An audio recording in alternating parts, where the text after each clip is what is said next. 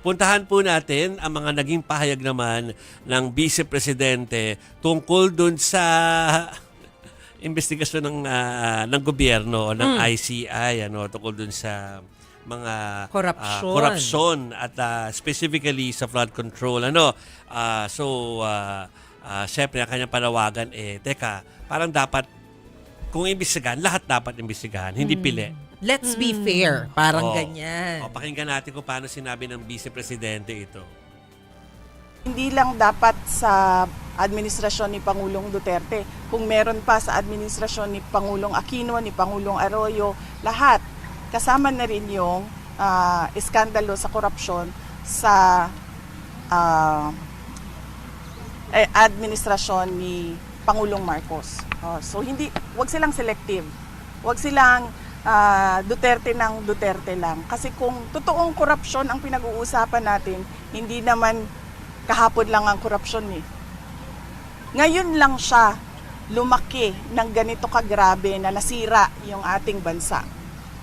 Pero yung korupsyon, matagal na nareklamo yan ng bayan. Okay, so agree naman tayo doon, no? Talagang dapat, kung merong investigasyon, ay lahat. Dapat hindi naman. pwedeng Walang selective. sisinuhin. Agree tayo dyan. Pero di ba meron din mga pintas yung mga kolumnista na nung umpisa nitong investigasyon na to, ang hindi nga namin-mention ay yung Duterte years. Correct. 2016 to 2016 to 2022.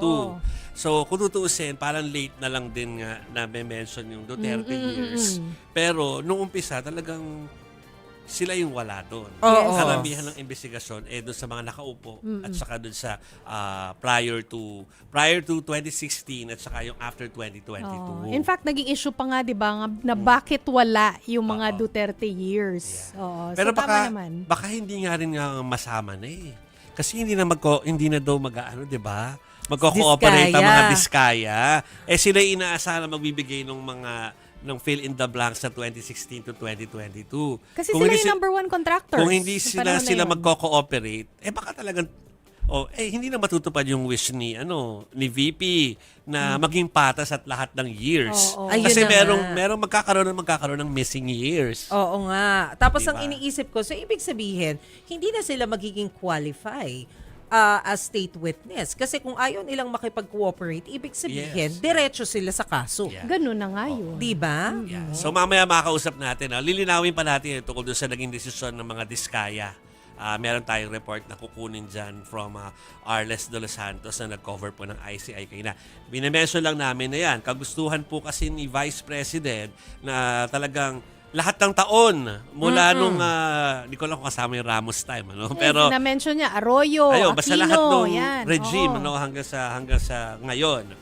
Pero kung hindi na magko-cooperate ang mga Diskaya, tanggal na doon ang Duterte years. Pero i-reiterate ko lang yung wisdom kung bakit for yung past 10 years lang yung iniimbestigahan ngayon, ha? Kasi ang paliwanag po dyan ni PBBM nung inilalatag nila yung kautusan tungkol doon sa pagbuo ng ICI, kaya siya 10 years dahil malinaw daw sa batas na ang nire-reserve o yung nakatagong dokumento ng Commission on Audit ay sa nakalipas na 10 taon.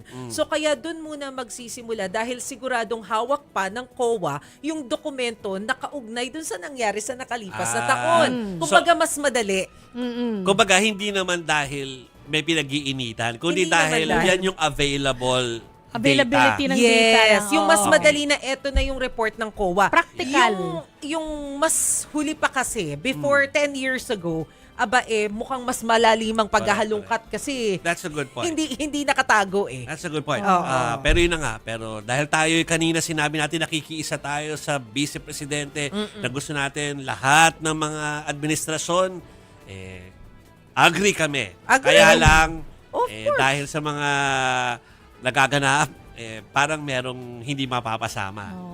Kung wala, unless may makuwang ibang ebidensya. Oo. ang ICI. Yes, oo. Ibang Okay. witness, ibang Ibang kasabwat. Akala Okay. kasi daw ng mga Diskaya, pag nag-cooperate sila dun sa ICI, pwede na sila agad maging state witness or Wait, malaki doesn't yung, work that malaki way. yung Doesn't work chance. that way. Oo, Yeah. kaso ganun nga. Doesn't work that way. Okay.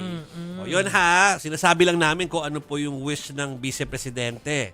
Yun ang gusto niya pero may katotohanan na baka meron mga hindi makasama talaga na taon because of availability ng mga data at saka ng proof. O kailangan maging Okay. practical, may time pressure din eh. Yes.